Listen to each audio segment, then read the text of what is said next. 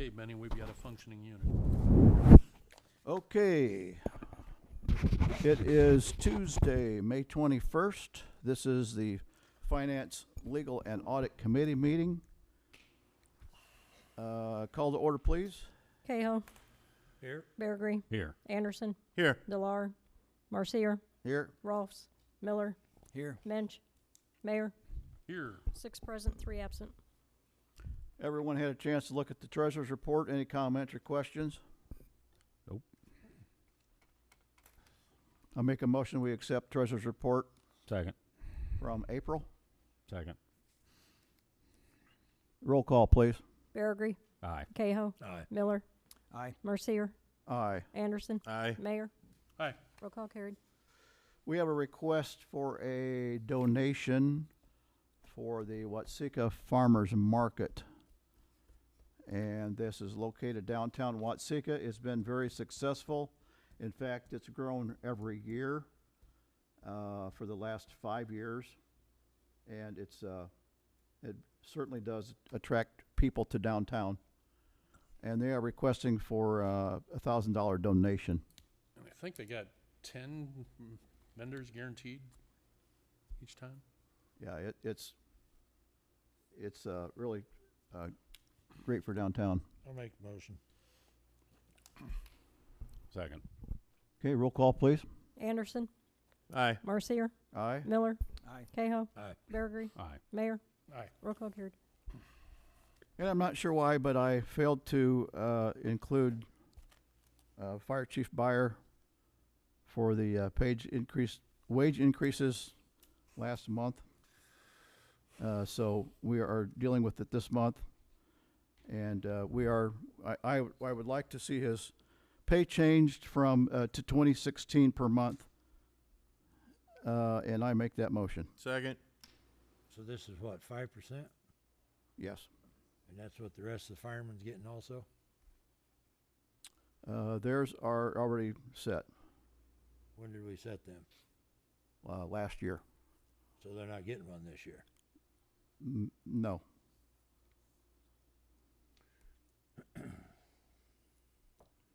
Okay, we have a motion and a second.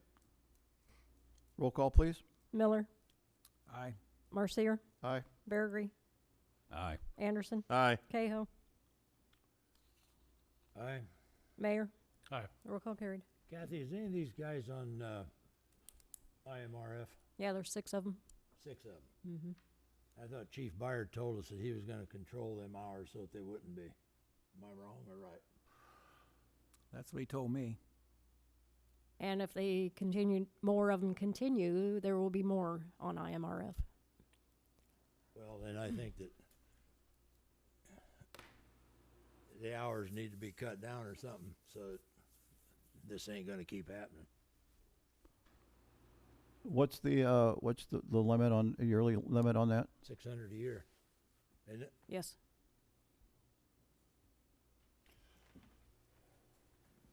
He keeps track of the hours for everybody. Who does? Kenny. Oh, So as soon as they hit 600, they're eligible. And he's got 6 of them right now. I think that's probably a personnel issue. Is that for another issue, another time? Yeah. Probably need to schedule another personnel meeting as soon as possible. Okay. Yeah. No, that's a good point. Okay, any more discussion on that? Nope.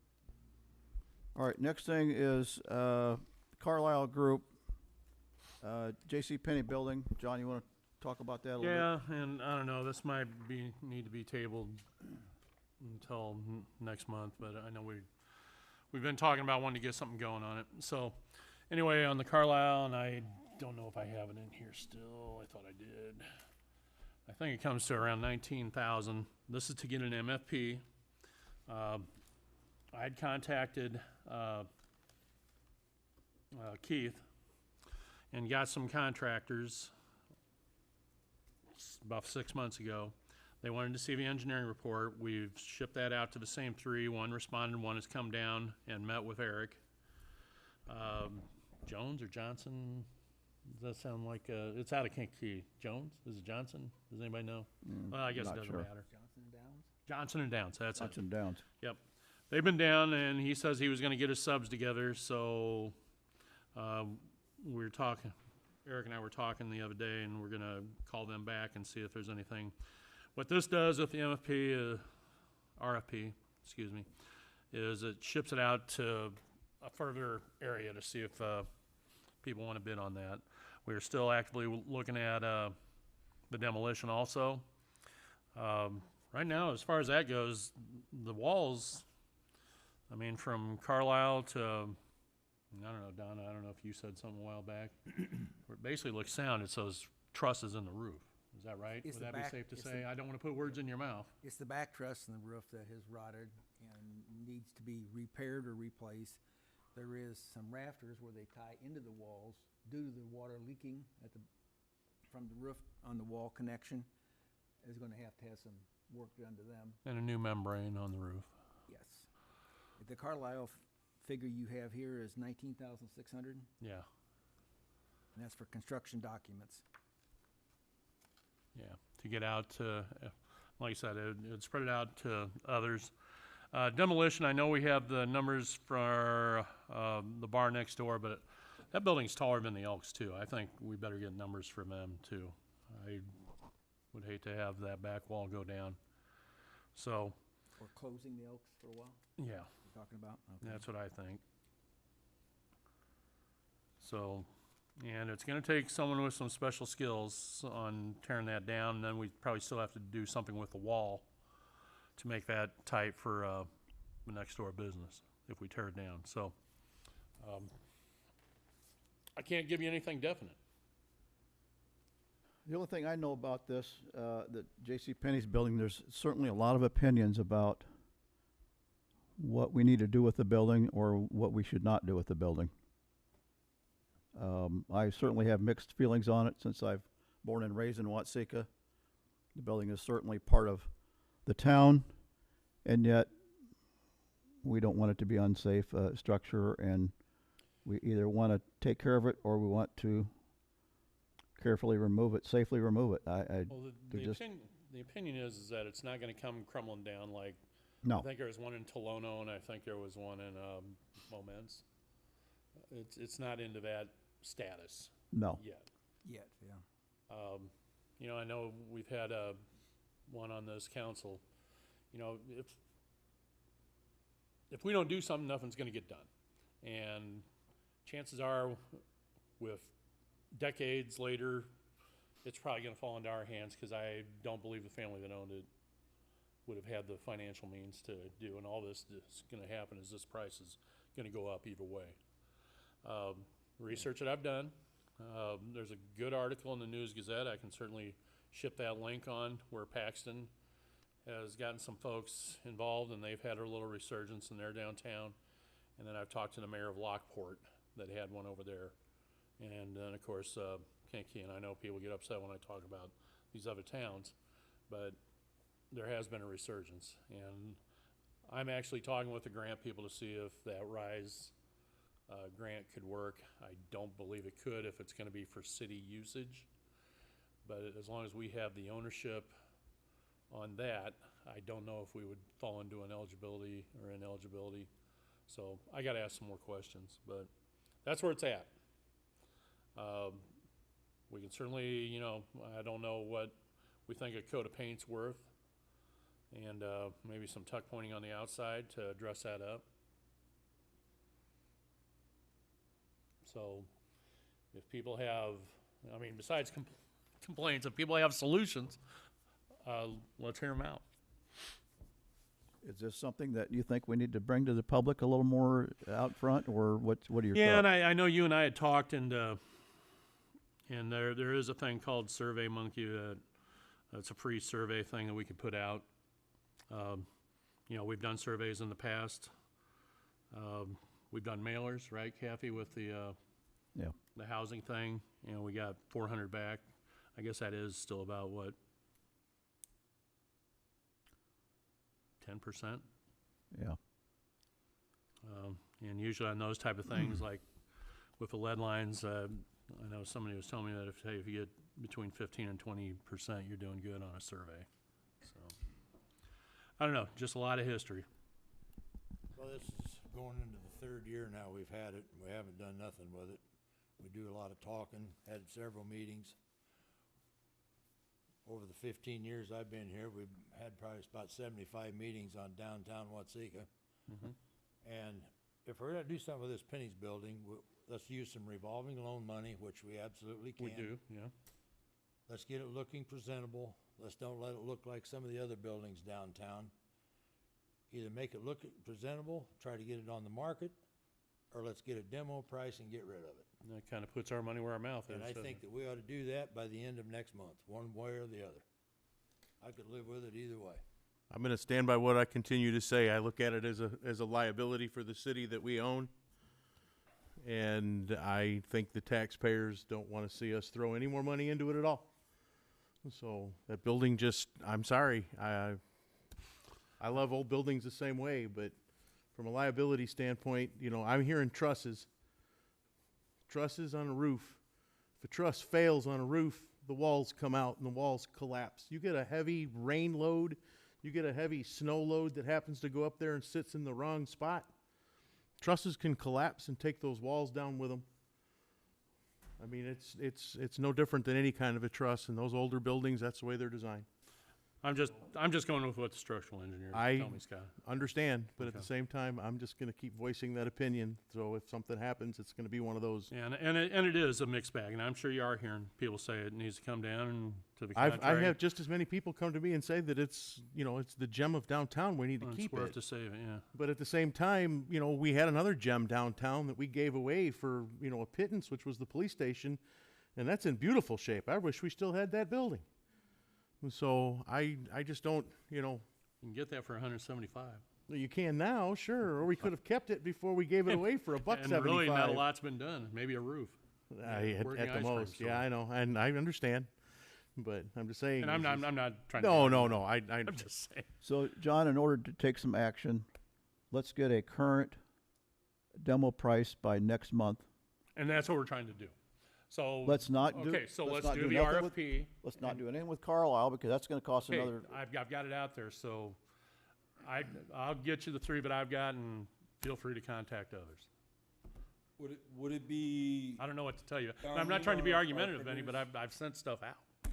would it be hard to get a quote on fixing that roof without an RFP? 'Cause I don't know how detailed that RFP from Carlisle would be. Did they? And I'm just looking at what contractor. Well, that's why, And I mean, Problem is, the Carlisle is another, what's $19,000. well, that's what I'm saying. I don't know what kind of detailed, we already have a report from them with their recommendations on repairs, right? I mean, I think you pretty much have an RFP sitting there. You just need to reword to send out to contractors to get a bid, a proposal on. well, we've not sent out an replacing- RFP. We've just done it independently. That's what I'm saying. Yeah. So, I mean. So don't call PSI and don't call John's Down. But if you, Johnson Downs? Johnson and Downs. Johnson Downs. But do That's we two have- out of the three that we got for sure, and I'll get you the third, and then if you want to try some others. Do we have structural free. drawings and what they're recommending to replace That's or what rebuild the this- truss and that That's sort of what stuff? these documents had. I mean, Carlisle there's, would they get. really can't bid on anything and bid apples to apples if someone hasn't designed how they want that roof rebuilt and. True. you know, That's so what the Carlisle group is gonna do. Otherwise, you're gonna have 6 different bids and 6 different ideas and So then. are you making a case for doing the Carlisle then? If you 'Cause want that's to what try they're to kinda- save it, you know, I mean, you can tuck point the outside, you can paint the outside. If you don't have a roof on it, it's not gonna do any good. If it's leaking inside and continuing the wood to rot inside and everything else, make the outside look as pretty as you want, but still not gonna be any good. You're gonna wind up with a shell. I at think best. you would know as good as anybody. So are you making a case for the Carlisle to go ahead? If you think you wanna save it, I think you need to do that and get a price on it to find out what it's gonna cost us. We got a couple prices here for demo, but it's got a lot of other things added to that demo cost. And then the same way with the construction. I mean, they got an estimate here, but is that what it, you know, what actually does that estimate cover? And that roof up there, from what, I've never been on the top of the roof, but what from everybody tells me, the rubber roof up there is shot. Most of it is either detached or blown away today, so it's leaking worse now than what it did when we acquired the building. Yep. If you think past getting the roof done, getting it structurally done, and we have a building that's structurally sound, who or what's gonna go in there to be a productive company in Exactly. there and to be something for downtown? Yeah. We have a lot of empty buildings downtown now. We do. And a lot of them So need what- significant work too. After we get we spend a lot of money fixing it, You would have to market it, you're correct. what do you gotta do with it? You gotta You market have it. to market it, yeah. I mean, the first floor there could be probably one of the best venues we'd have downtown as far as square footage. Yeah. I mean, it's twice the size of the Elks and stuff like that, if you're thinking of having a dining area or something like that. I'm not talking second floor, I'm just talking the first floor. Yeah. And that's all you have to get ADA approval is for the floor that you're servicing people, the public. You know, it could be used for something like that. I know there's been talk of some sort of a brewery or something that might be an option or whatever. It is kind of landlocked, and I know a lot of the breweries are wanting outdoor gardens and stuff, so that may not be an answer. Antique or craft venue or something like that. I'm sure we've been to towns before that have had that. I don't know if Watsika is the type of town that's gonna draw a lot of people, but But the question is, in order to get, I mean, you probably have connections too. I mean, I'll let you and Benny kind of tag team on that to find someone else to work on the roof and get a bid. well, usually when they draw up specs like that, they put them on the Dodge report or something, and you'll get bids from, multiple states even sometimes. But that's not Depends. probably gonna get done unless we do the Carlisle thing, would you say? That's correct.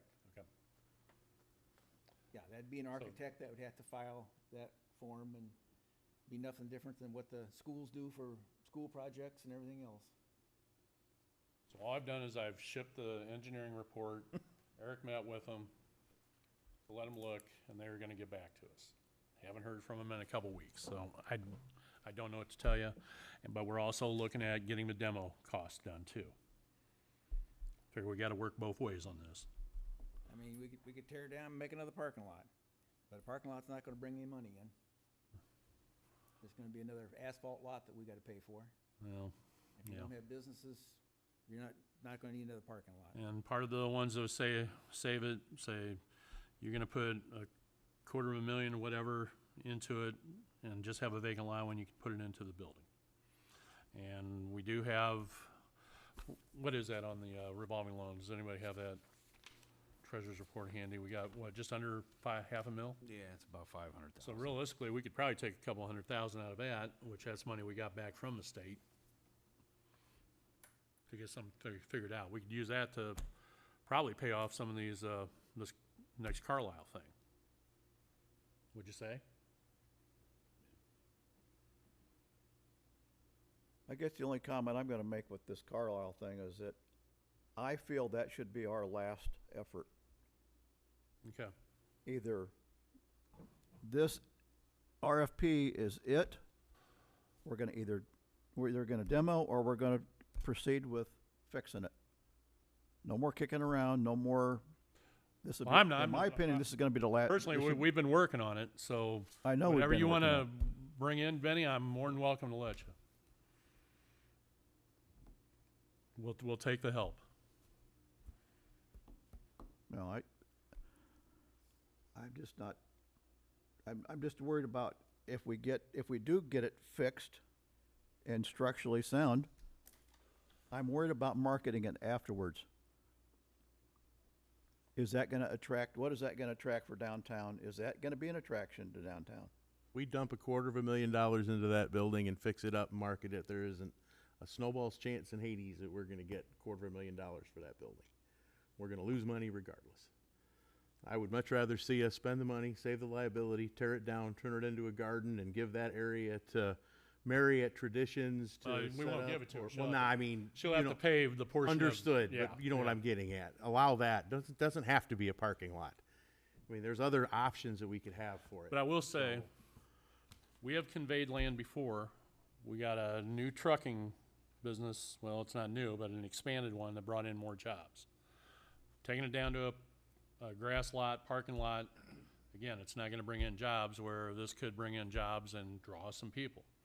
Is it gonna be instantaneous? I can't give you that guarantee at all. Can't give you that guarantee at all that we'd have somebody marketing instantaneous. We gotta be, there's gonna have to be some patience that's gonna have to be shown. We can't have this instantaneous gratification if we go through with this. Yeah. But it could be something nice. I'm good. I'm just saying there's gonna be effort on, with more of us up here to get these bids. And 'Cause we've already, I feel I've done what I can. we've already shelled out money for the asbestos abatement in anticipation of the demolition. Well, it had to So- go either way. I know it, but regardless, that part is already taken care of. So, But there is a strong argument you're gonna put that much money into it and just have grass. That's a solid argument too. I can understand Scott's, I thought there, if you put $250,000 in it, first of all, nobody's gonna buy it. And they're gonna rent it, or they're gonna try to make some other retail business in there. does that mean we're gonna become landlords and rent the building out? The city will become? Yeah, that's the other issue. It's not, Again, I'm gonna go back to, this was conveyed, this was land given over here that created jobs. Well, you're Another looking city- at $250,000 to tear it down, aren't you? What's that? You're at about $250,000 to tear it down, aren't you? Guessing. 250,000 to tear it down, so either way, That, you're in the that, same. that and doing the wall, adjacent wall and stuff Yeah, like you're in, that. you're in for the $250,000 either way. Correct. but I think the odds of, if we throw $250,000 at it to tear it down, turn it into a grass lot, and do what we need to do, the opportunity for somebody to come in and build on that corner is stronger than somebody coming in and buying a reconditioned shell.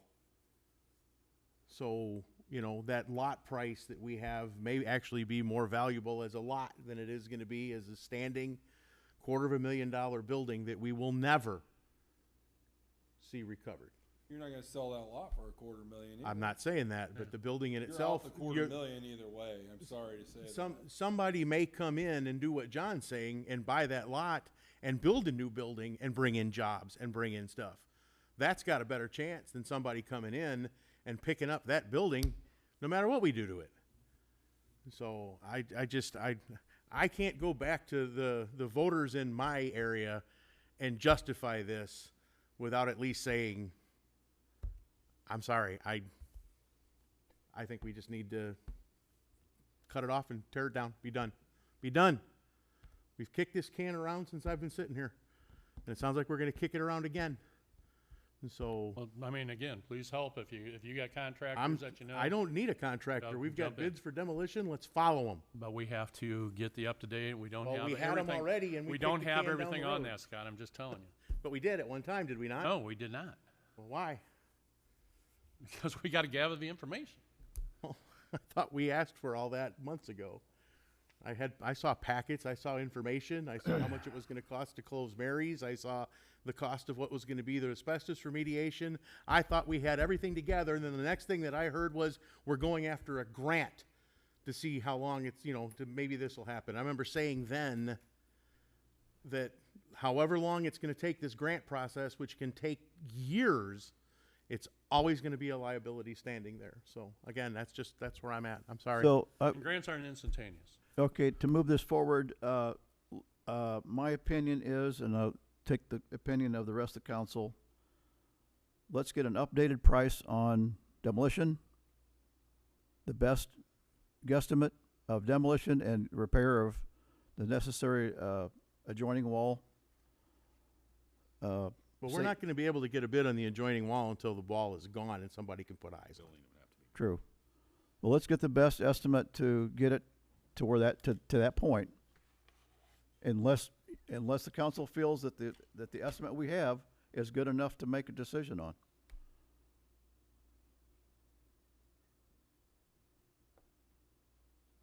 We have a demo price fixed, or do we, John? We don't. Eric was going to try to secure another one when I talked to him a few weeks ago. He said Lee was busy in the fields and it'd be a few weeks Okay. before we got a new one. I don't know where they're at today. let's table, this Penny's building decision until next month. Let's get with, Eric, try to get an updated demolition billing from a couple different, contractors. And let's make some decision, next month. Okay. And if anybody can work on additional bids, Price here the other night. please do.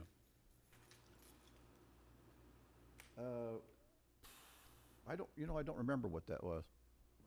Around 118. What was Not that? to exceed 130. Yeah. Here you're talking about, Benny? Hmm. You got a copy of that? Yeah, that's what we're talking about, Don. I think we were, what, another 50 on the abatement. I know he had a demo price, but I can't remember what it was. And then we wanted to get Lee in there because, Don, weren't you saying you thought it was gonna be more with the how many trusses or something inside? This is what he had from Lee here Okay. 2 years ago. This is a year Oh. ago. And Okay. he was gonna try to get a new one, and Lee told him it'd be a few weeks before he could get it to him because he was busy in the field. And you felt he needed to get inside to take a look, because you thought it was the hauling was gonna be a lot more, if I remember what you said. You know, I don't know what I said. It's been so long ago now, to be Right. honest with you.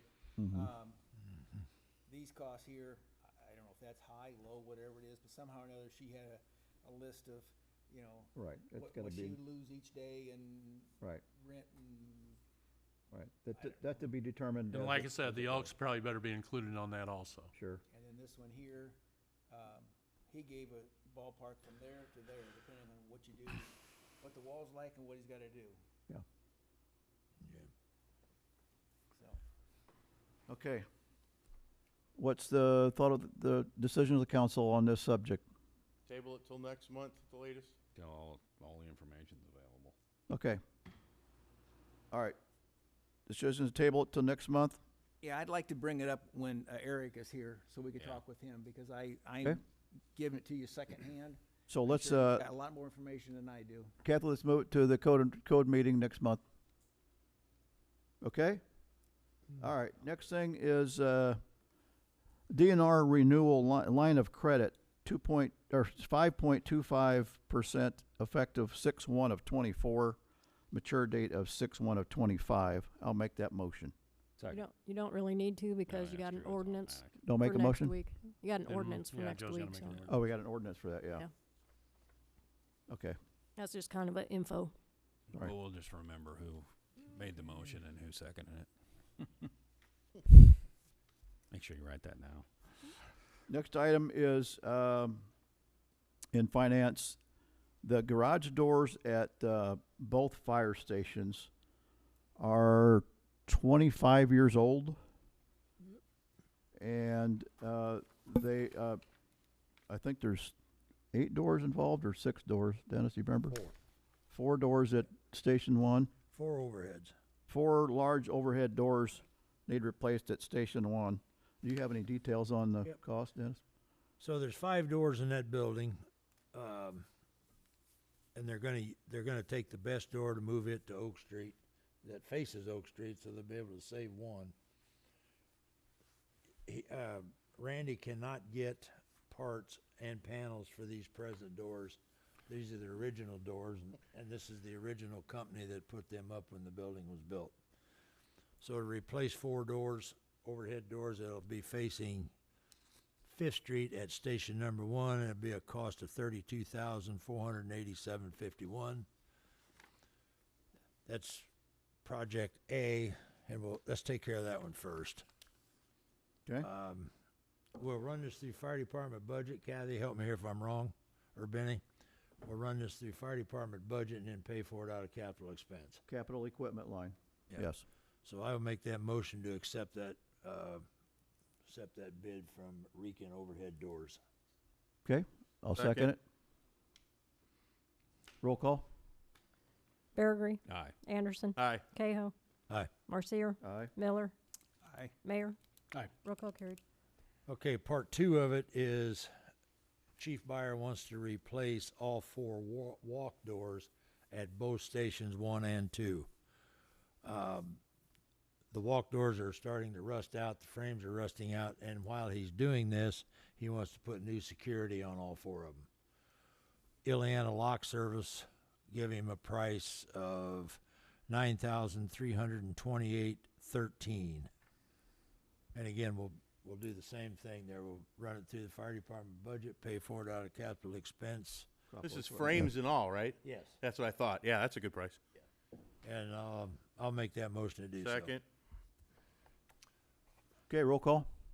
Anderson, Aye. Marcier, Aye. Miller, Aye. Cahill, Aye. Beargree, Aye. Mayor. What was that exact price again? Which one? The walk doors? $9,328.13. Some of the work is, the new furnace has been put in, new furnace, and the plenum chamber, which was all rusted out, and that's been all replaced. The That guy was- that's gonna do the painting at West Station, he will replace the hole in the ceiling that no one knows how it got there, but nevertheless, it'll be taken care of. Public Works is going to replace the apron at station number 1 or the bad part of it, right, Lauren? Yeah, we're gonna do that when we do the sidewalk in the Yeah. back. So this and the things that's going on now with the building should hopefully complete the maintenance and upkeep of these buildings. And keep in mind, everybody, this building was built in 1998. Station number 2 was built in the late 70s. It's been through 3 floods. It's burnt down once. And it's still up. So, Those doors have been in bad shape. Even when I was on the department, they were Yeah. really in bad shape then, and Yep. they need to be done. so, Yep. Before one of these nights, they're not going to be able to close it. so anyway, that's all I have on that, Benny. Okay. Any discussion on the budget, financial discussions? Any comments about finances at this point? Any other Not from me. inquiries for finance? Any other questions, comments, discussions for finance? I guess it would fall under legal. I have a question in regards to what was the kite flying event that we held. Was that actually a city of Watsika sponsored, sanctioned event? Or was that something by private that just used the city of Watsika on their flyer?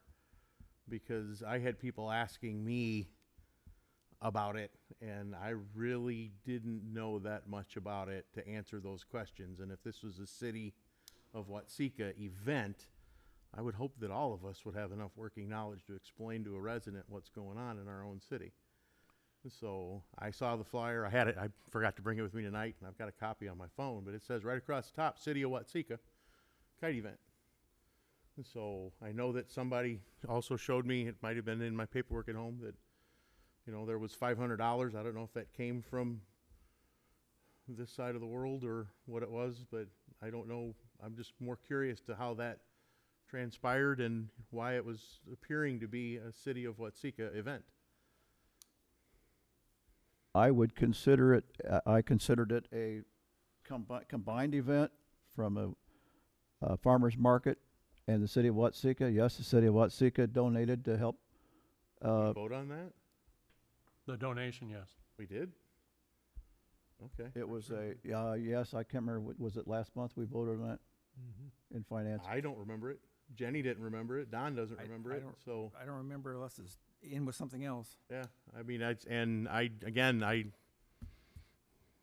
would think that something like that would have to be voted not at just committee, but at full city council. And Okay.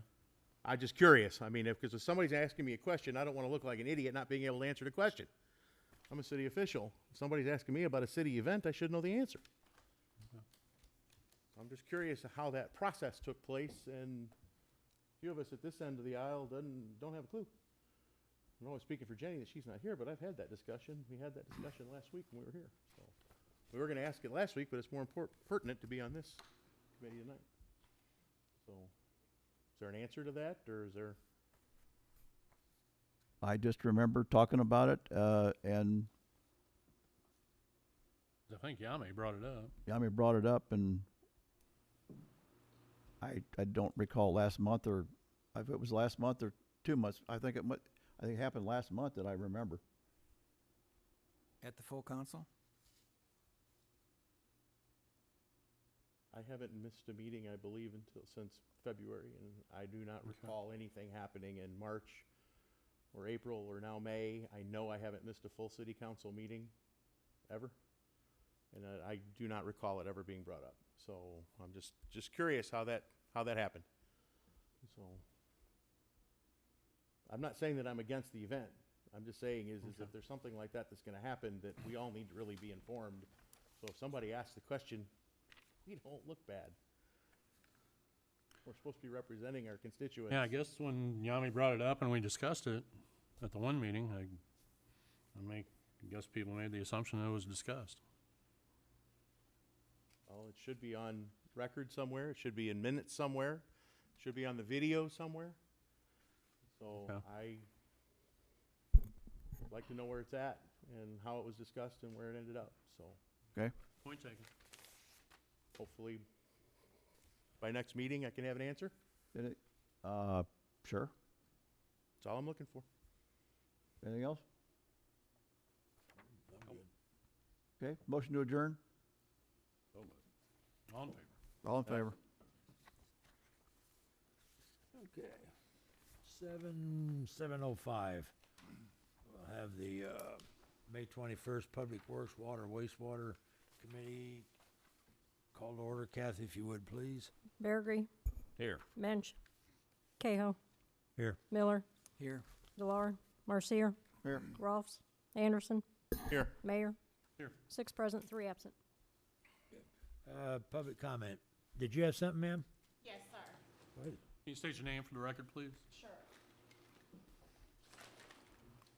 Hello, everyone. My name is LaToya Lee. I've been a resident here for 4 years now. And I'm here today to talk in regards about my curbs and my driveway that has been crumbling over time. I did do my due diligence in calling Public Works and letting them know the issues of my curb and my driveway disintegrating over time. And the only thing that I've gotten was, we'll get to you, just give us some time. And I'm just here today to find out when. When can I expect our curbs and our driveways to be reconstructed? Okay, and that's why I'm here today. What's your address? 325 West Park Avenue.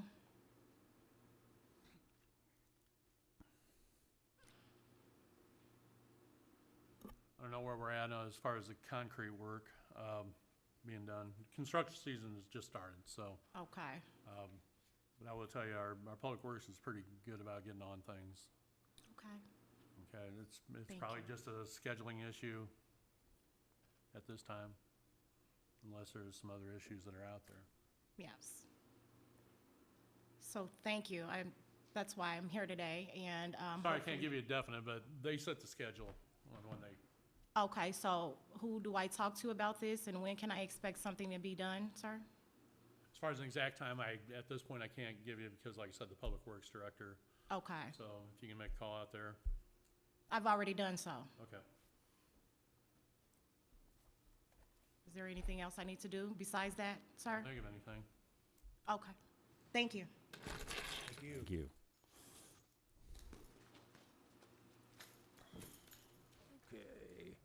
Okay. Public Works report, Lauren? Good evening. Just a quick run through on some of our current projects and where we're at with a few things. Well, 11, the electrical work, including the flow meters, were completed last week. Currently waiting for our SCADA integrators, Metropolitan, to update all the PLCs to control those wells, alternating. So that's moving forward pretty rapidly finally. I'm hoping within the next week or two they'll be out to take care of that. There's no water flowing now, is there, from that We well? we can run it, but it's got to be on a manual mode. Okay, So if we needed to, we can run water to the filter with that well. Right now, we just don't have an automated system. Well 6, talking with the well company. They had a meeting. They discussed the vinyl chloride. They kind of did some rough numbers and crunched some ideas, and they said the same deal. You need a air stripper, tank, booster skid, everything else. They threw out a rough number, about $3 million, to be able to build a treatment plant to handle vinyl chloride for well 6. I think with the location it's in, the permitting through the IEPA would be hard even to get to the point of doing a construction, being that they're so hesitant about doing any testing or running. I spoke with our local IEPA inspector, and with us not doing any samples there, they're really starting to push us to just cap and abandon that well. As much as nobody here would like to see another lost well, I don't think the cost is there to move forward with anything there. If we don't do anything, are we risking fines? Not yet. At what point? I could see by the end of this year them pushing something. So, Talking with our local inspector, it sounded like they're starting to get antsy because currently we're not collecting any of our SOCs, VOCs, or monthly bacteria samples, fluoride. You know, granted they know that we're not pumping any water, but you know, we're out of compliance technically by not collecting those samples. So I could see by the end of this year them moving forward, telling us to abandon that well. or you think we should just do it now? I almost feel that if we can get these 3 locations moving forward to do test wells while we have the well company out, we can save mobilization costs and have them pull that equipment and abandon that well while they're in town. It might save us $3,000, $4,000, $5,000 in mobilization costs. So And I might have missed it. Did you say when they could be here to do that? no, we the attorney's working on that agreement with the landowners. We are waiting for some title work or descriptions for the last property. The 2 we have, and it's in the attorney's hands right now. So I'm hoping by the end of this month we'll have some agreements in place. We can go to landowners, get that signed off, get some agreement in place, and then get them scheduled to get out. 3 properties we're looking at, one in Heritage, One at by Howler's. Heritage, one by County Farm Road, and then one over on west side off of North Street, close to Jefferson. I guess that'd be what, Virginia and North Street? Have they given you a ballpark as far as test wells? Is that still like 30 grand? Yeah, I think it was 30, 35 grand. Okay. I haven't really hit him with wanting a hard number until we have agreements and have a number that we're firm on as far as how many. Well, I mean, the agreements are gonna come through, so you think you should just push ahead and get that hard number? I was gonna say, if the council's good with me trying to get a number to get approval for next month, I'll push to Are we get a good hard with that? number. Absolutely.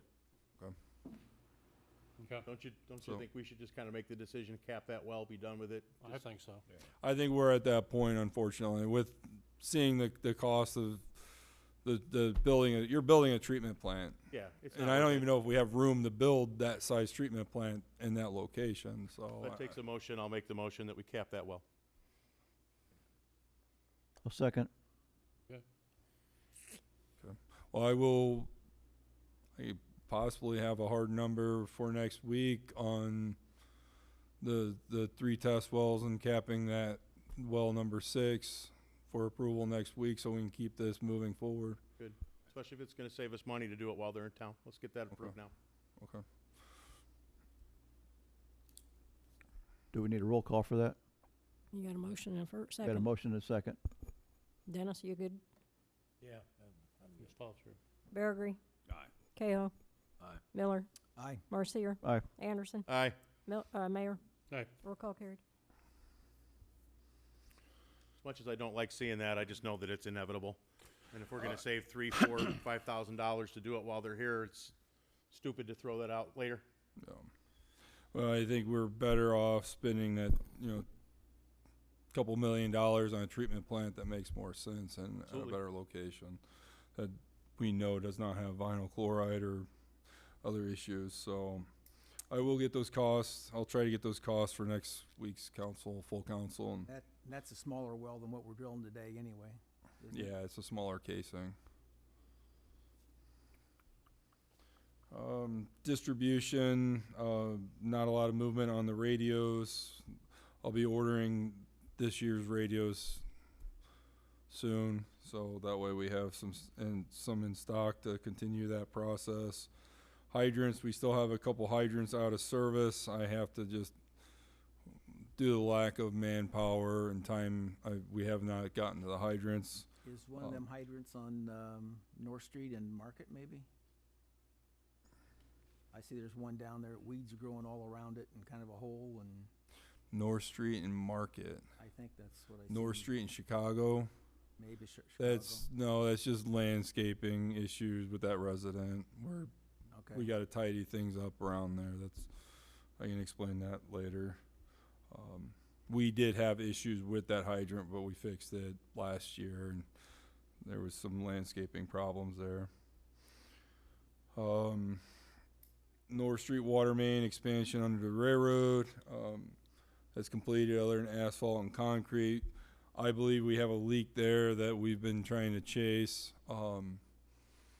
IPC's made aware of this. Unfortunately, it's not surfacing anymore.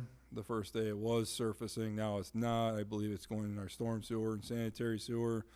I'm ready to move forward with potholing to find this leak, and then we'll be discussing costs with our contractor that did the work. Can you go ahead and do that? Cause we need to get that, Yeah. we need to get that road repaired. Yep. That's a horrible, crossing since we did all that work there. So as ever, to remind everybody why that's still in the condition it is, we chose not to replace that asphalt because we were working on the K Street storm sewer that would have gone through there anyways. So we would have been asphalting twice in the same location within 12 months.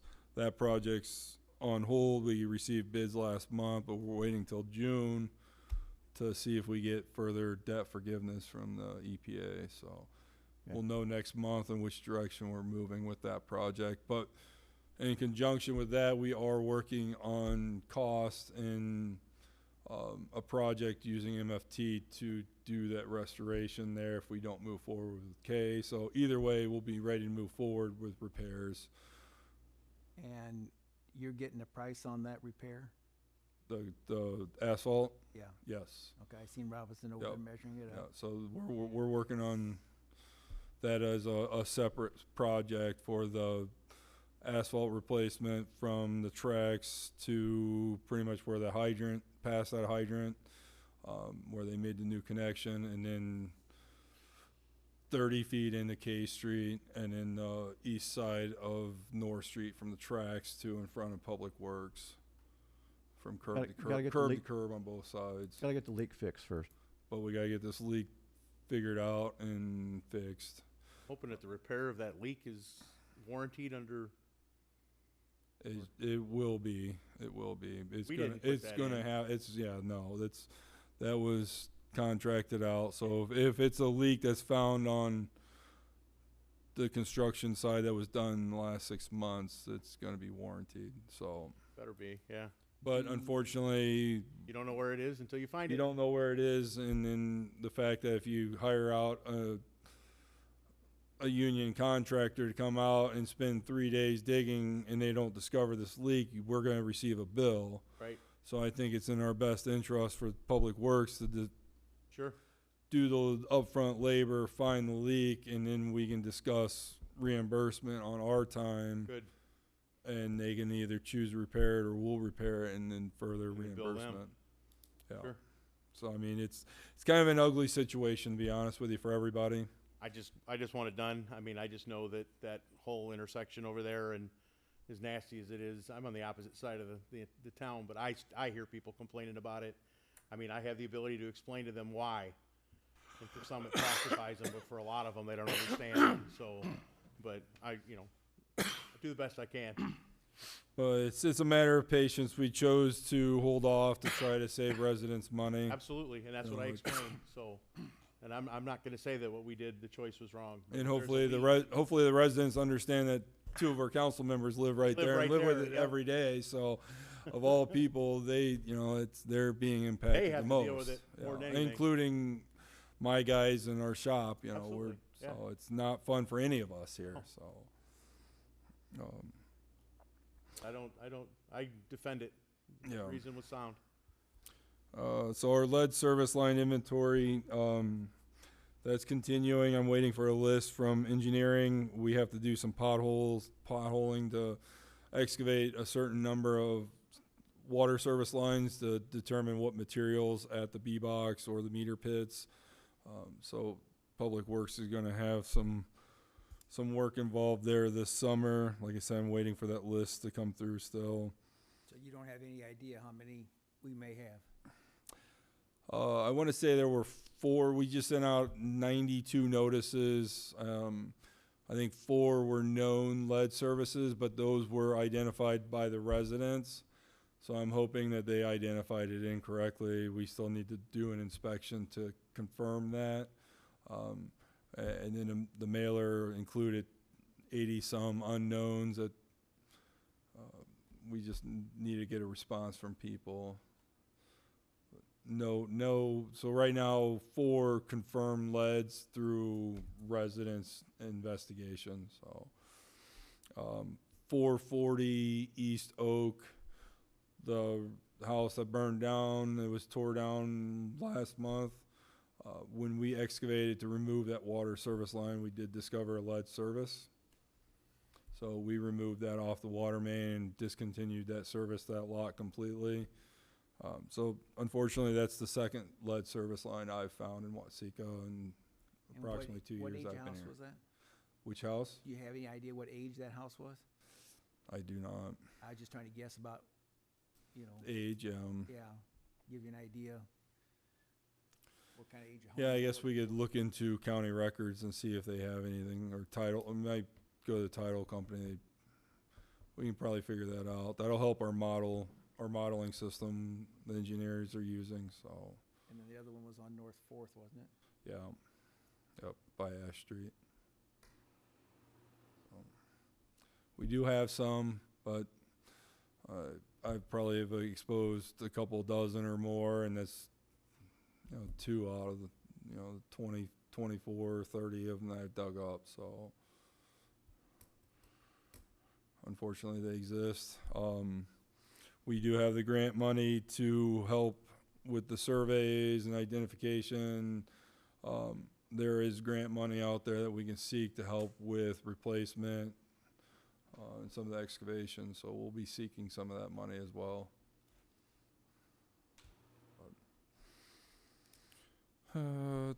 So continue to press residents to respond to the engineers or city hall to complete these surveys as they get them. We're gonna have to continue to send these surveys out. We're still getting a low response. Next item here, grants, the grant for the water main extension on Elm. No funding was available for that. We are looking to get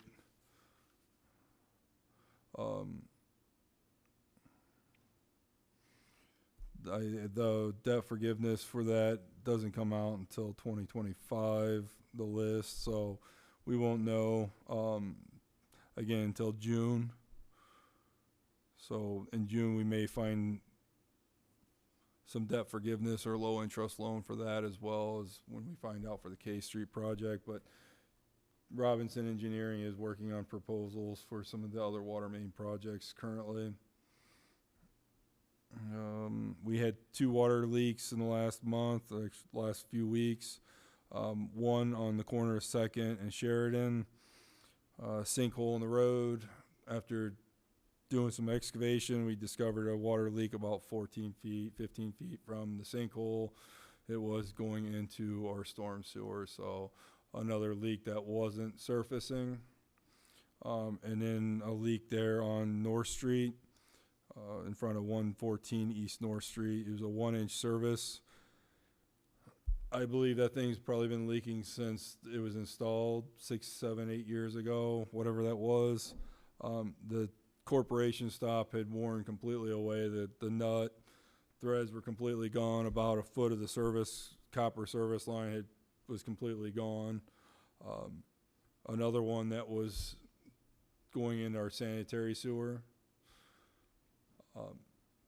which drives the idea that we really need to start calculating our water loss.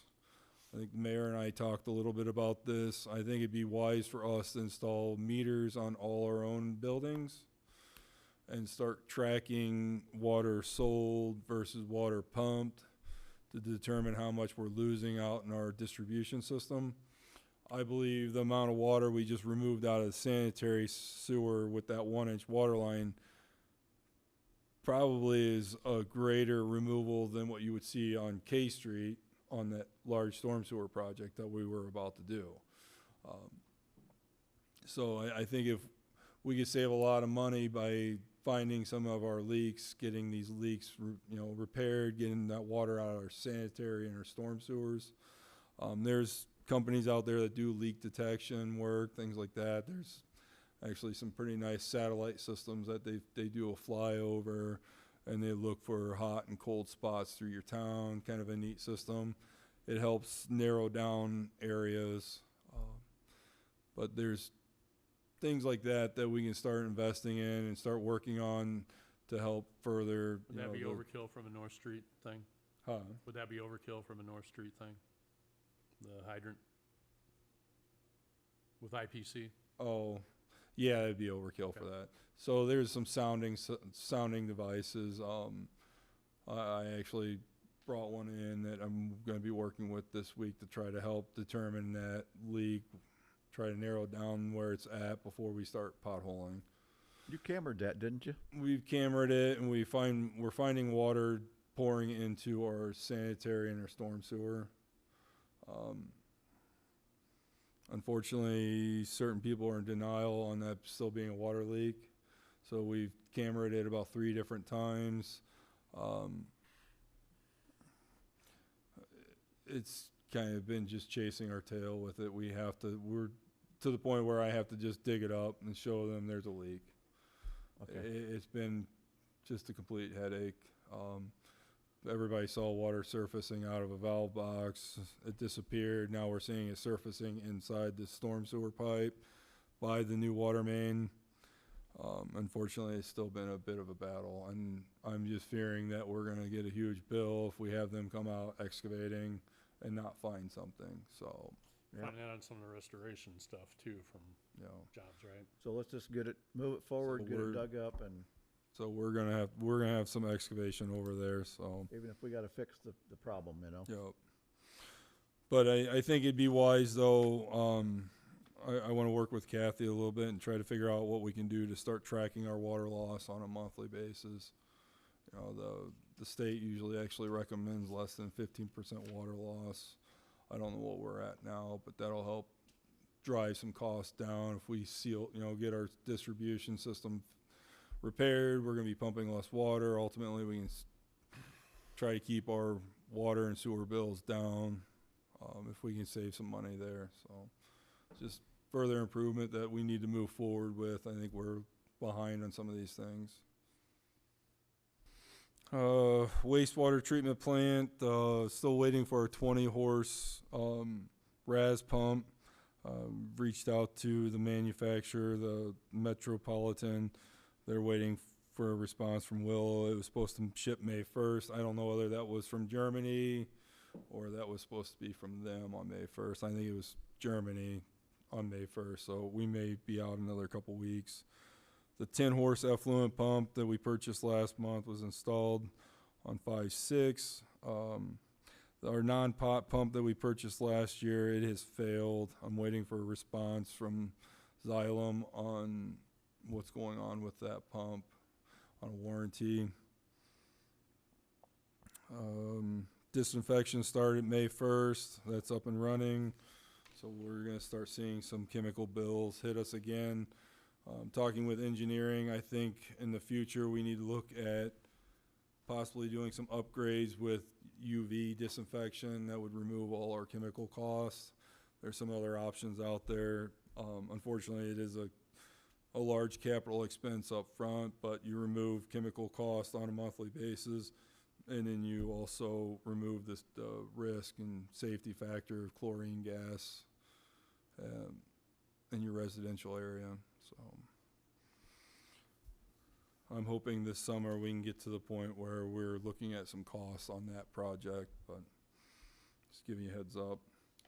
Sanitary and storm sewers, no movement on the Walnut drainage ditch, the Locust and Brown Street manhole project. We do have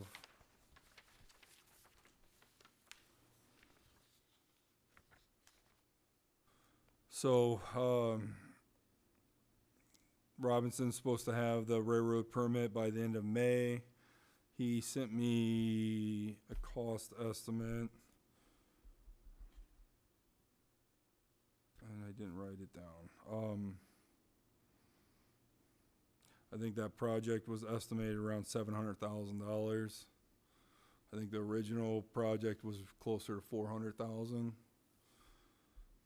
So I think once we get the permitting in place, we need to get it out to bid and move forward with this project. So, You said 400, that was the lining? that was the lining project, was around 400,000, I That was believe. not- That started before my time.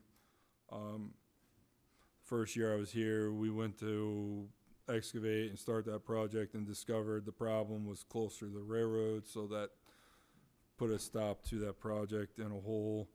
And since then, it's been, we were looking at structural engineering on sheet piling, and the cost was so high that it's looking to be cheaper to just drill a new pipe under there and reroute it a little bit.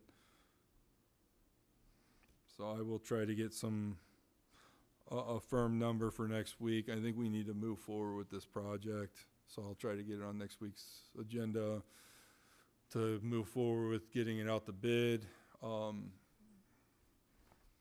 and hopefully costs come in reasonable.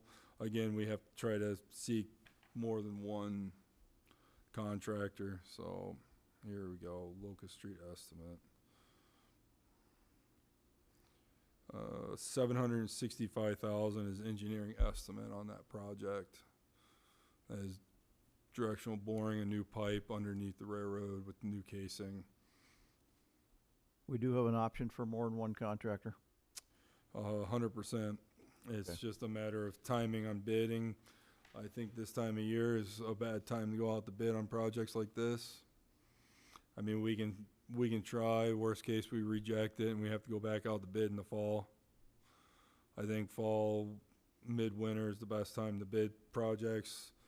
I think more contractors are enticed to bid for that stuff, lining up work for their following summer, versus right now they're tied up. You know, they'd have to seek more crews, equipment, unless they're standing around looking for work, which I don't think that's the case right now.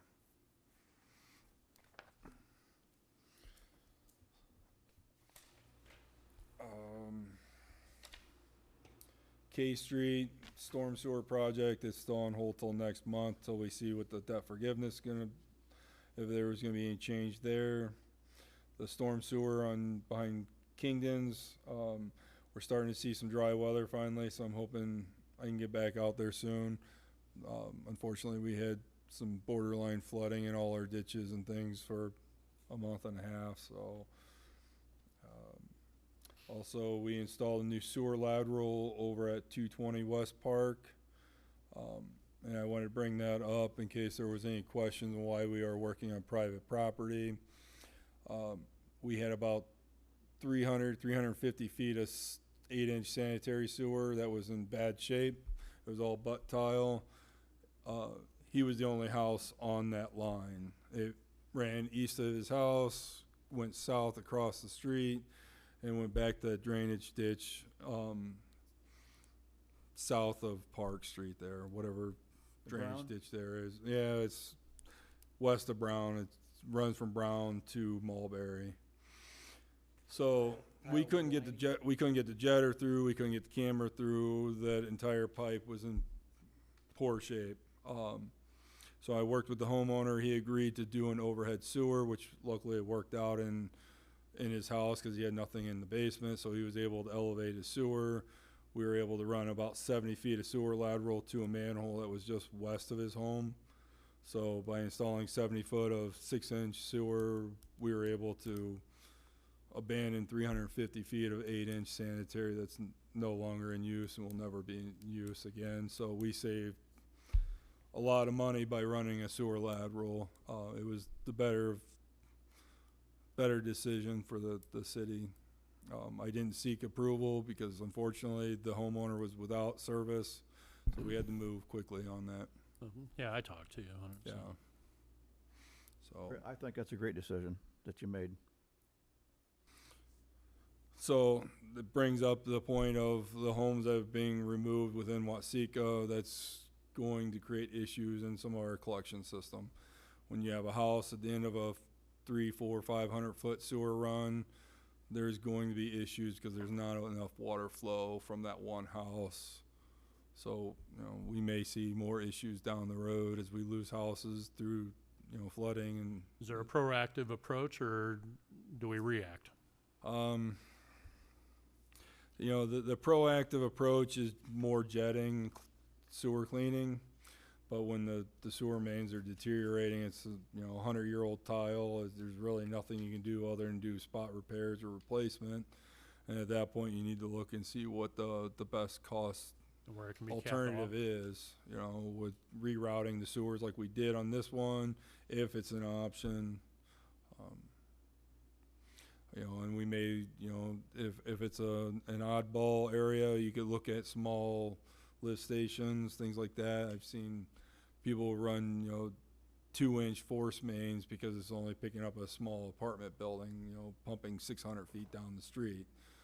Those are options we may have to look at in the future. It's cheaper than Those running. capped sewers, are those going to become attractive nuisances for vandalism or anything? The what? You're talking the sewer, right? Yeah. Okay, you know how they they come up and they're capped. Is that going to become attractive nuisances, do you think? No, I think that's our best option so we know where sewer laterals are. I pushed that when I started to make sure that they're brought at least to ground level or above. And it also helps with flooding. So that way, if the water level is sitting in the yards, it's not just sitting there taking in an open pipe, because we found several empty lots that had just wide open sewer laterals. Really? Okay. And that's just more stormwater in your sanitary. But yeah, I just wanted to point that out because I'm sure there was some talk in town and why the city was installing a sewer lateral. So I want to make sure the council was aware of what was going on there. GPS is still functioning. With the high schoolers this summer, I'm hoping to turn one loose, do some training on with one of them, and try to utilize some summer help for some of that. Parks, our tennis lights, the LED lights for the tennis courts scheduled to be installed this week, weather pending. The LED lighting for downhill baseball diamond at Peters Park was completed. I do think we need to look at the uphill diamond for possibly next year if we want to try to budget for 2025 season. I think it would be nice to get that field taken care of as well. I think there's some cost savings with the lighting and then obviously utilities. The fish delivery restocking was completed last month. We restocked all 3 ponds. We reduced the amount that we restocked. I think it's good to kind of do a generational restock. You know, as we get a couple, 2 or 3 years into this, then we can reduce that to maybe every 2 or 3 years. But our ponds had never been restocked since they were built, to my understanding. All 3 or the 2 big ponds received a second treatment. The first treatment was done and unfortunately received a lot of rain. The company was pretty adamant that we'd seen a washout on the treatment, so I had him do a second round. I've seen the kill off the weeds. We just need to run our boat.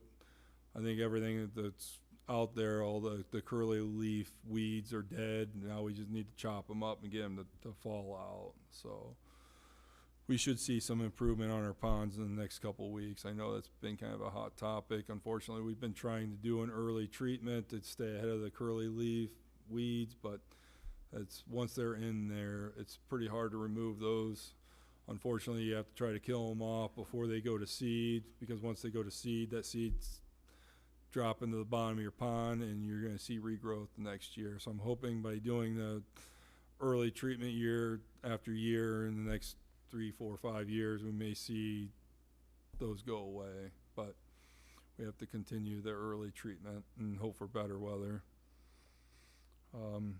I may be looking into getting my aquatics license to try to save by doing some treatment in-house. We'll have a little more control over it, and possibly save, $4,000 or $5,000, $6,000 by doing it in-house. We have a boat, we have the ability, we just need to get the aquatics license. And it's just an add-on license to my current sprayer license. So that's my one of my goals this summer, is to get that accomplished. The public pool I did not put on the list, but I'm going to add this to our parks. The public pool was recently repainted. We filled that Monday. It's currently being treated. I'm expecting that to be pretty much cleared up by tomorrow morning. People are going to be saying, oh, you filled it and it's green. It's green due to iron and copper and algae. It's typical on filling a pool. But we are on track to get that pool open for Sunday, the opening day. The water may be a little bit cooler than normal, but it's looking good. We went with the blue and white instead of the maroonish red, and it looks pretty sharp out there. It does.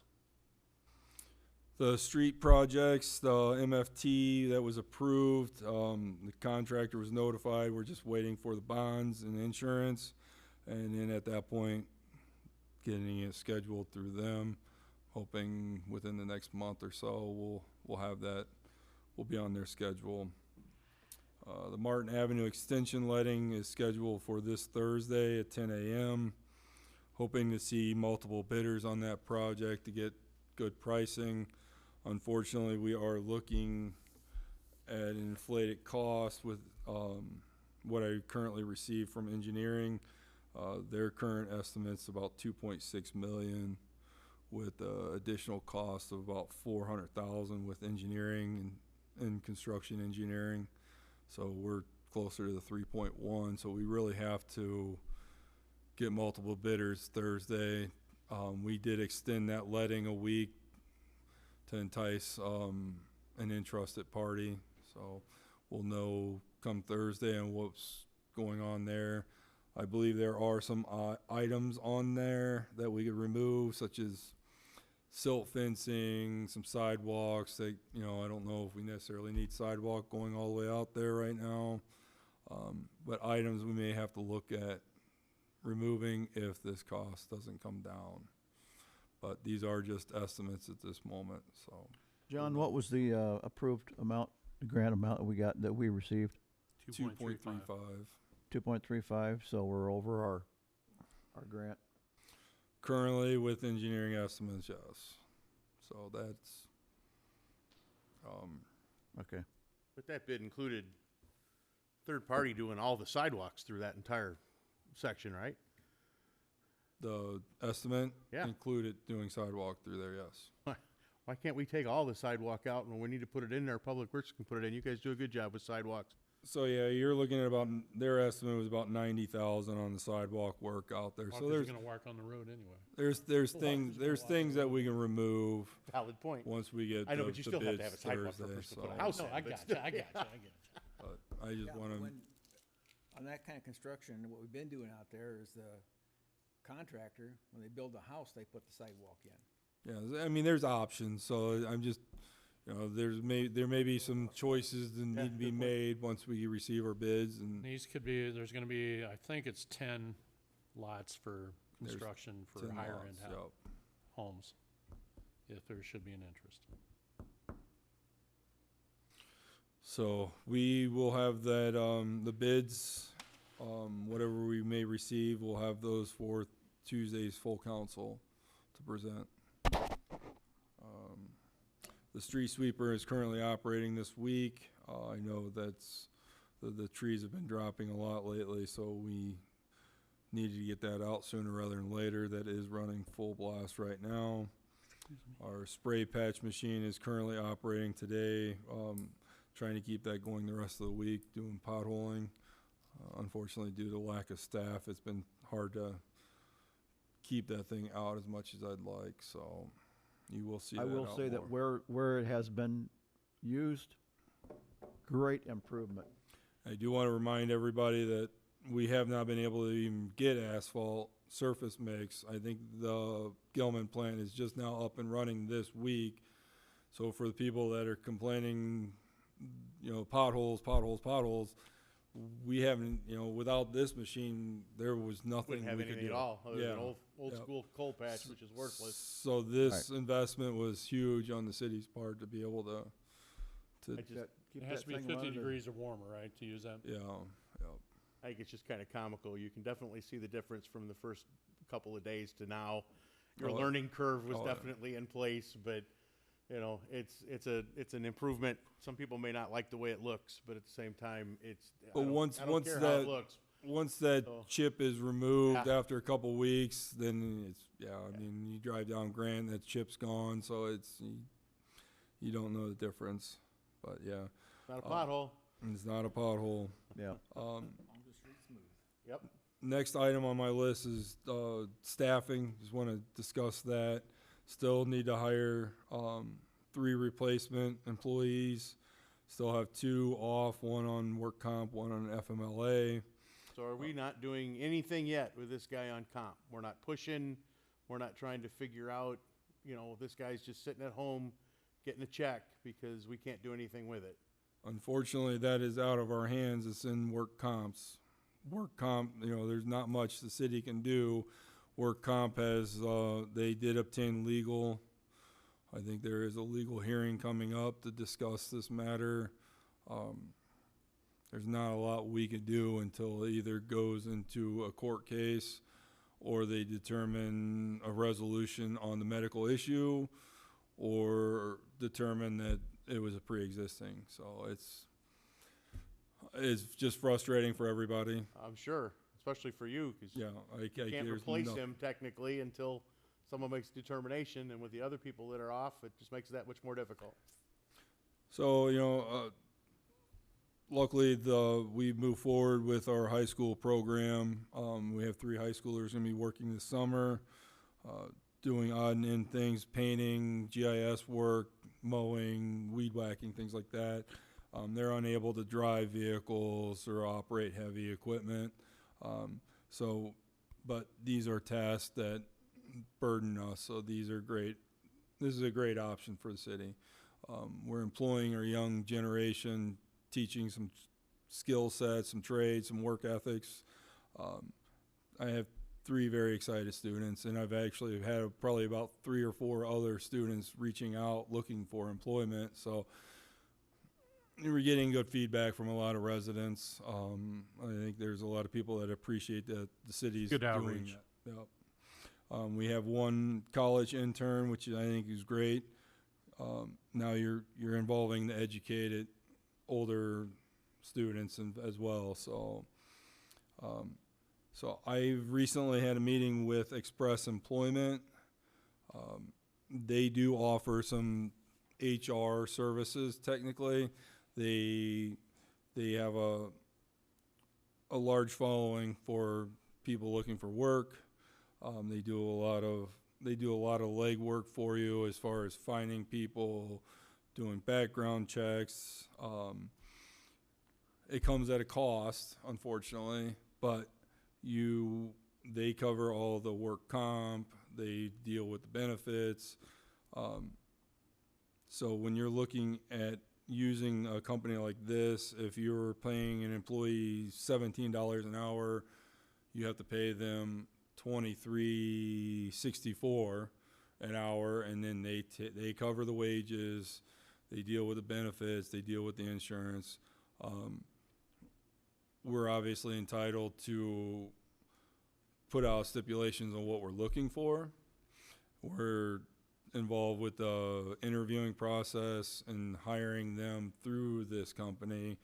But if we determine that they're not working out for any reason, we just send them back and we're not on the hook for unemployment or anything. You talking about these for potentially full-time employees? Yes. How does that work with the union? So that is, the union is not, they're not eligible for the union for 6 months. Even if I were to hire you today. No, I understand that. but You're I not, mean, you're not eligible for union right. anything for 6 months. These guys you only use for 3 months. So at 3 months, you make a decision, I'm going to bring this guy on full time. They transition to a full-time city employee, and at that point, You've they got would 3 start that more 6 months. They would start six. or No, they 6 would more? start 6 more. Oh, 6. okay. So it's technically a 9-month. Right. Yeah, grace because they period, don't so to technically say. work for us for the first 3 months. They're They work working for for express Express. employment. The beauty of this thing, and we used it up at Bottle Gas some, is if they don't work out, Lauren just has to make a call. Yep. And then they Make them whatever go away. arrangements for them to. I feel like come we're back. just not getting a traction on the fact that we're looking for employees. We're not finding or attracting employees with the skill sets needed. You know, And the Facebook, ones- the newspapers, you know, our website only goes so far. These guys do a lot of recruiting. You know, year round. You know, so I think this would be nice to try out.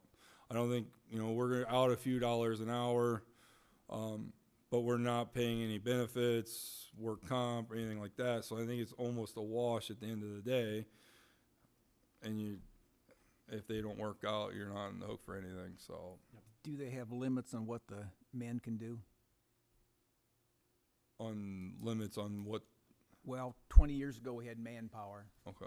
and they had limits for construction. They couldn't climb over 4 feet high. They couldn't carry over 60 pounds or over 50 pounds or whatever it was. And there's a few other limits of what they could do. To my understanding, no, but I would have to, I would confirm that before utilizing their service. But, Like if me, we go, 4 feet isn't very high. well, yeah, but I mean, technically, if you talk to OSHA, you're not supposed to go over 4 feet without harnesses anyways. Unless you're a skilled roofer that's whatever certified roofer, you're allowed 6 feet, I think is goofy, yeah. So,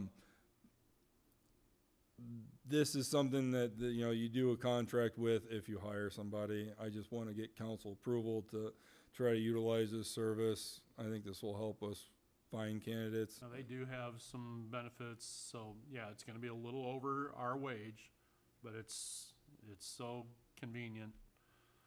that Yeah, if it doesn't work out- it's a very convenient service. They're playing HR for you. They're doing all the recruiting. They do the background checks, the drug screens, the physicals, anything that we require, which is what we require for any new employees. So they would come we to save us money on that for because I think we number. typically spend about $200 for a new hire at IMH for those services. So I really don't think we're out anything at the end of the day. So I just want to seek approval to utilize their service, and if it works, great. If it doesn't, then We go to the next thing. yeah. Absolutely. Good with me. Do you want to just put on next week's Yes, agenda? yes. It's kinda operations, I mean, That's, we can that's put your, it on that's there. your decision, Lauren. Well, I just figure with wages, I didn't know if that's Okay, something we'll that be had to spending go money. through All right, go ahead a and put it on. vote. I can get everybody a copy of their cost breakdowns. It tells what the pay rate is and their service rate is, so you. How many employees are you looking to test this out with? Just one? I at the would start with beginning? one. I think one, just to see how the service works. I know that you're looking for at least 3 more. I was just wondering if you were looking to go for all 3 through this, but I would I mean, say if they just- send me 10 candidates that have, construction, excavation, concrete, if they have candidates that work, have the skill sets we need, then I would try 3 of them, I but. think what we run into when we do it on our own, if you're gonna get those guys with a skill set, it's gonna be in the off-season in the winter, Yeah. because when they feel that, Well, and that's the unfortunately, I unemployment have, contract's running out or the construction season starting, they're going back. well, I interviewed one this last winter, and it was the same situation, $42 an hour, union wages, you know, running machinery. Well, he was laid off, so he was kind of on the fence of going back or not. And you could see in his resume that he works for 3-4 months, gets laid off, and then goes back for 3 or 4 months. I don't need that. I I think think that's they had just, a later start, so I think some of these guys were getting a little bit scared that the unemployment comp was gonna run out before the construction possible. started. So if you find somebody this time of year, they may be done with the unemployment game period and willing to stay on board with a full-time job that's year-round. But right now, we're not getting applicants, period. Warren, what'd you say the salary was? So I gave them our salary range of 17 to 22, and then their service rate equates to 23.64 to 36. So it's an upcharge of $6 to $8 per, you know, for the employee for their services. We used them in the late nineties, I think it was like $4 extra, so. But again, you can tell him goodbye, and he doesn't have to do it. Call the company. Yeah. Well, Oh. we need every avenue we can go right now because we need some help. We need the help. Well, in order to keep help, and I know nobody wants to keep hearing it, but we gotta pay them better. Yep. And that's the bottom line. You can't hire a guy for $17 an hour and expect him to stay.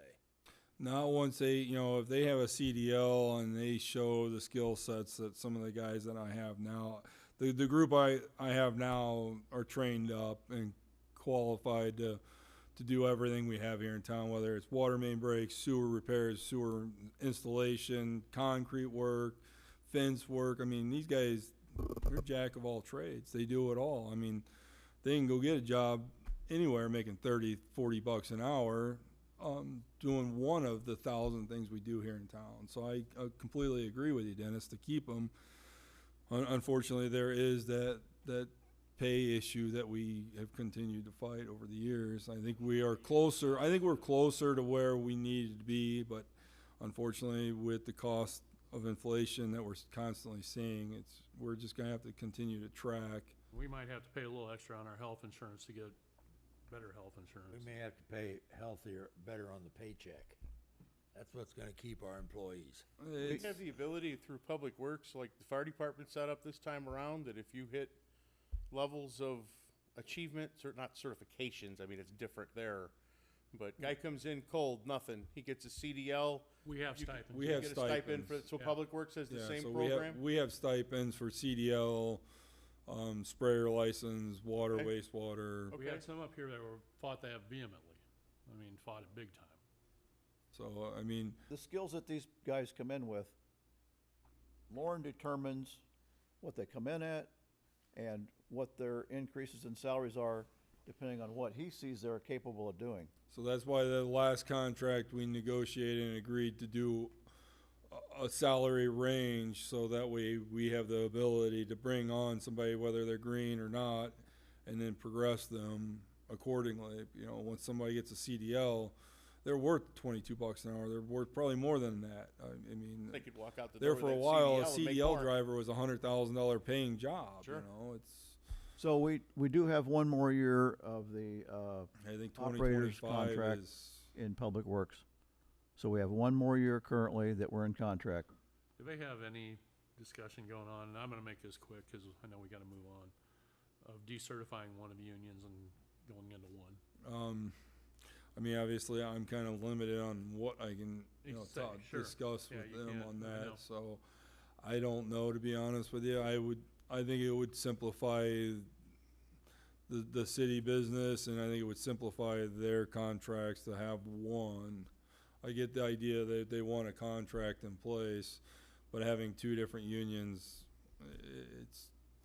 it creates more of a headache than it's Yeah. worth, if you ask me. So, possibly, I guess next year when we come into negotiations, that's something that the city can try to negotiate with them through legal.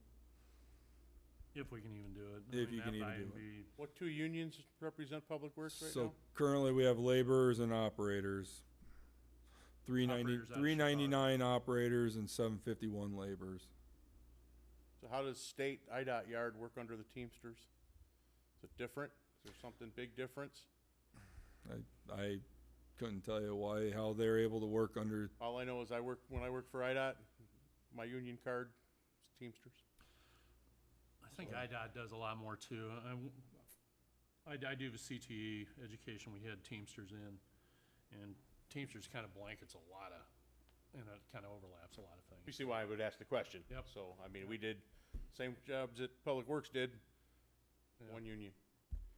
So, Well, I think the idea why someone brought in the $3.99 operators, it's not the operators you're thinking of. This is more of a treatment operators. I think they brought that in with the thought process of the water and wastewater treatment. sure, I So, can see that. I don't think there's a lot of benefit to them though. They don't have certifications. I don't think that really goes real far. It's not like in Teamsters or laborers, even a machine operators union where there's a lot of employment for that type. I think the $3.99 isn't as well sought out. It's not as big, so. But yeah, I will get a copy of this express employment contractors, price breakdowns for next week. I'll get that to you, Kathy. Yeah. We'll put it on the council. I just figure with the dollar amount on salaries, it probably needs to go through council. So, I think a Warren, three- you're saying even with these high school kids, you're still 5 people short? yes. Well, the high schoolers kind of filling in. They're kind of limping. Well, they will be. The high schoolers haven't started yet full time because they're still in school. So I've been utilizing them at the tree dump facilities. But we've also lost the 2 employees out there. So the high schoolers have been filling in for the 2 older gentlemen that were working the tree dump. So we technically down 7 people if you want to consider the tree dump gentlemen that used to work for us. One more time when past directors, didn't we have, was it 6 or 8 at Public Works? And then we brought in the water but needed an additional 4. We had 8 and 4, I thought. 8 and 4. So my understanding, Public Works has always had 8 plus the director, and Water had 4 plus the 2 superintendents. Right, we had 8 and 4, Well, 8 and 6. 8 and 6. Yeah, so at one point, 9 and 6, if you want to count the director. Yeah. So at one point, you had 15 employees before I started. We were up to 14, including myself. So I know there was some discussions and accusations that we had added more employees, but that's not accurate when you look at the numbers that were here prior to my coming on board. And you were not counting the tree dump then? And that's not counting the tree dump on any of those numbers. And our guys will not have any issues with these guys mowing. No, I think our guys they see the benefits to the city, they see the benefits to them. They can focus more on the repairs and the The things more that we, skilled this repair. more skilled stuff instead of having 4 guys tied up on mowers. Now we're That'd just, be even a possibility if we had to go to Saturday mowing. I mean, after next week when school's out, we should be fine. But right now it has been a struggle to stay on top of the mowing. We've been doing an okay job and not quite proud of how great everything is, but we've been keeping things mowed down the best we can. Unfortunately, we've been getting complaints on our ditches, but those have also been so wet we can't do anything with them. So that was a Mother Nature issue, not a staffing issue. Well, and even the berms, and again, when we were kids, man, we mowed the berm.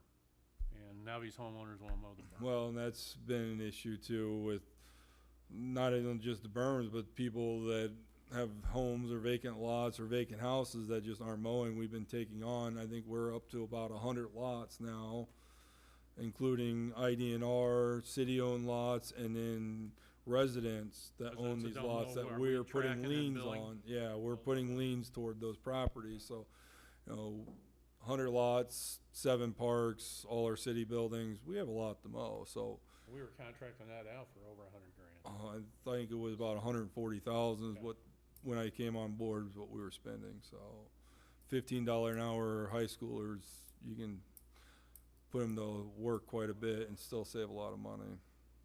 John, you say the berm, you're talking from the curb and gutter to the The sidewalk? right of way. Isn't there something in our ordinance saying that the homeowner is responsible for mowing that? Is there? I don't know. I would have to look. Obviously, we're there was. required to make repairs. It would be, but we also thought about doing an ordinance for snow removal downtown. Cause I know some cities, Dennis, who is that, Champaign? Dennis has brought that up about doing that, so Where they maybe that's something we need to shovel in look front of at. their stores, Huh? kinda? Or are you talking like shovel in front of their stores? That and to keep their sidewalks weed free. Yeah, I mean, you think that would be a given, but unfortunately, you have to put an ordinance out there Our sometimes. biggest detractors has It- weeds growing out of the odd And it fellows. used to be. It used to be that they would take care of it, but all of downtown's changed. Yeah, I mean, we just sprayed downtown. We're constantly spraying, weed whacking a lot of the curb and gutters and sidewalks that you would hope that some of these commercial buildings would try to keep up on in front of their own store, but you see weeds growing a foot tall in front of these buildings.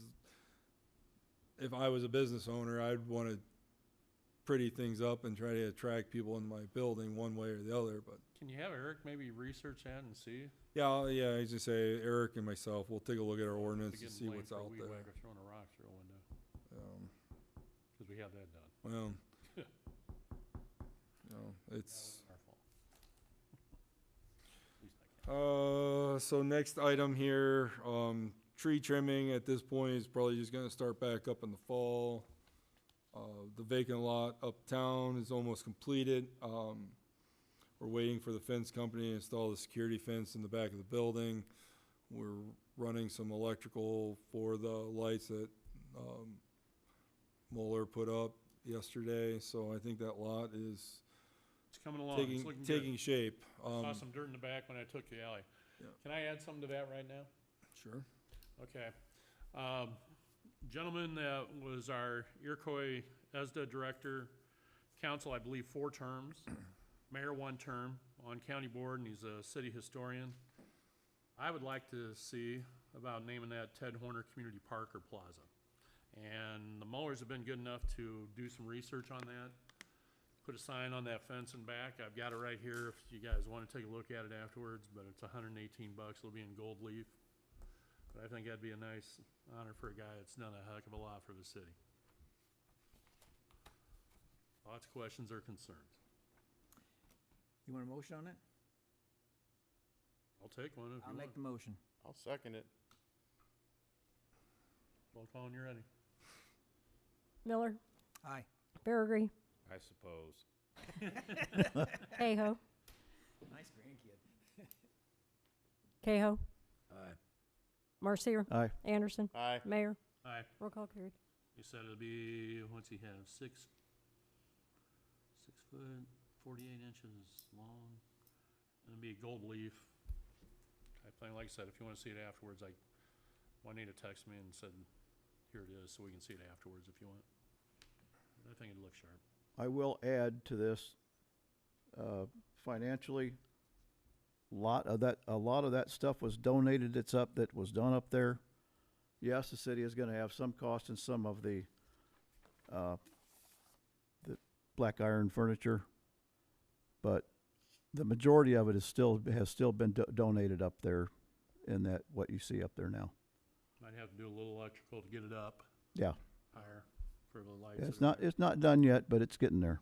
Yeah, so we are bringing the outlets up high so people aren't sitting there using it to charge their phones, things like that. It's gonna be strictly for lighting, things like that, so. Wow. Speaking of lots, saw John Devine, he's been under the weather for a bit, and he said he's hoping the next couple days, which I think probably means next week, that he'll work on Hanford and we can hopefully get something going there. For the 3 burned out lots across from the theater, the final lot. I think once we get that concrete out, we need to do a public hearing and get some feedback, get the public involved. You know, you see online, everybody's got ideas, but we need to get them in here with those ideas and try to get the community on board what to do with those lots. I think we have a lot of options there. And I But think if we can combine that with some park amenities, public hearing too, I think. well, so I was gonna bring up that, Sorry. you know, with the Osley grants that we're trying to seek, on a couple different park projects, we need to do a public hearing, but it needs to be published. So I'd like to get some publishing done for next month's council meeting and try to hold a public hearing before either I full think council or, If we can push along, okay. and the grant people would probably work on that one for this year, past year. The west wall where we did tear the buildings down, can we get something done with that? Yes, so, I think the idea was Public Works for that section, that front section, we can do some tuck pointing ourselves and at least get some paint on that and get that cleaned up. I'm still waiting for the contractor that tore that down to finish filling in some sinkholes up by the building before we track a lift over there, so. But, yeah, I definitely think there's some improvements that we could do on that end of the building to clean We it can up. lose the stairway pattern on the wall. Yeah, stairway to nowhere, so we can get that Or, fixed or up. we can leave it there and paint a guy that's walking up the stairs, Hey, that's an idea too. Walking right into heaven. walking into heaven. Stairway to heaven, yeah. So banners were installed downtown. Obviously, it was a push to get those done before Memorial Day that included hometown heroes. We chose to put flags up above them on the backside. We couldn't go lower because they were gonna be too low to the sidewalk. I could jump up and grab the flag at that level, so we put them above there. We'll see how they work out, but I think that turned out pretty nice. I think that's gonna feed some interest, and I think others are gonna wanna do that. I think Yeah. they look great. The only Yeah. question I have is, why, is there a reason why they're so high up? I mean, it makes it difficult to read the text. Okay. I mean, I have a feeling, because I mean, I've seen them in Mantino, they're lower. I've seen them other places, but they're not on state highways. Well, I was gonna say, That was my curious point. so That because of their requirements for wide loads and alike. the original ones were up high. I don't know whether that was due to the wide loads and being on a state highway. There are mounts, permanent mounts on those light posts that we had to keep the new brackets above because they stick out so far that I was afraid they were gonna rub and cut the new banners. So next year, if we want to lower them, we're gonna have to go through and cut those mounts off. I just didn't have time to do that this year, Just glad you unfortunately. got them up this year, because I think they look great. It's a great Well, addition. you know, and it's trial and error. Yeah. You know, I think I made a comment to somebody that if I put them down low, everybody'd be wanting them higher. It's kind of a joke. You know, I think I talked with the mayor, maybe we add more posts and bring another set of hometown heroes on both sides lower, and we can do a holiday banner on the backside, you know, alongside the city. We have options. Sure. They're up for Memorial Day, you know, it's like everything else, it's trial and error. If we wanna move them, when we take them down, it's a matter of cutting the band straps and buying some more, you know, a couple Well, rolls and of don't band forget, strap. We only missed that streetscape grant, that $3 million grant by 1 point. You know. And he thinks we have a good chance of getting it, so there could be some new polls coming in that we can make adjustments later on. So. But, I mean, I think it's gonna feed an interest. I think you're gonna probably have more coming in, and then you can lower them to whatever and cut off whatever and have two a little bit Yeah. lower. Yeah, I was Say, just- let's wait until that happens. you know, A lot it's- of positive things from them. I think they're great. Yeah. you know. Psalm of dads. As far as equipment goes, our new loader bucket has arrived. I'm planning on sending somebody down to Champaign, picking that up Thursday. So that'll be nice. That is a 4-in-1 bucket that we purchased with, that machine. So that'll make cleanup, tree removal, things like that much easier. Couple items here on our larger projects that we haven't gone through. Our MFT, I did a walkthrough with IPC last Friday on our 2022 MFT 2023, MFT, and our STU A Street project. Just to try to follow up and get some of the landscaping. We've been getting complaints on the backside of some of the curbs. So they've got a list of site restoration they're going to take care of to get those projects closed out. The west side of Heron Court, IPC is going to lower that new storm inlet in the center of that street there, the cul-de-sac, and they're going to reshape that road to get that west side to drain off better. And then there was some discussions on Heron Court. We thought the force main had cracked when we did that road. We did some more investigation and found that the manhole was actually leaking. So we were able to seal that up last month. And so far we have stopped any sanitary flow out of there and into the storm sewer. So I think that's been resolved. But in the future, if we do end up with an issue there, we may end up having to bore in a new force main underneath Heron Court. So, 2024 MFT, we discussed that. Gallagher was awarded that project. Project 2 for MFT, that's the North Street water main project. Then the south block of 5th and east, along east side of Iroquois Memorial, that's in pretty bad shape, so we're looking at possibly rolling that into a second MFT project this year.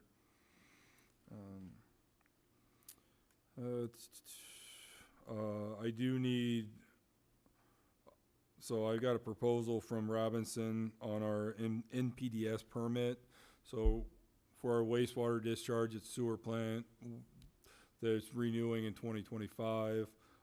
I've been working on some of the special conditions and sampling, things like that, to get that permit renewed. But there is I need a CSO, combination sewer plan taken care of. We have some old CSO outfalls that need to be removed on our permits that need engineering to identify and sign off on. The proposal for Robinson to take care of that CSO plan for this permit renewal is $8,700. It's operational, but I wanted to bring that to you guys to get approval to get that moving forward. It's required through IEPA, so. So it's money changing hands? You Yeah, said it's we got money changing. hands, We got. so we need a motion? Yeah, I need a motion to pay Robinson $8,700 for them to take care of the CSO plan. I got a I'll motion, make need a it. second. Made it? Yep. Need a second. Second.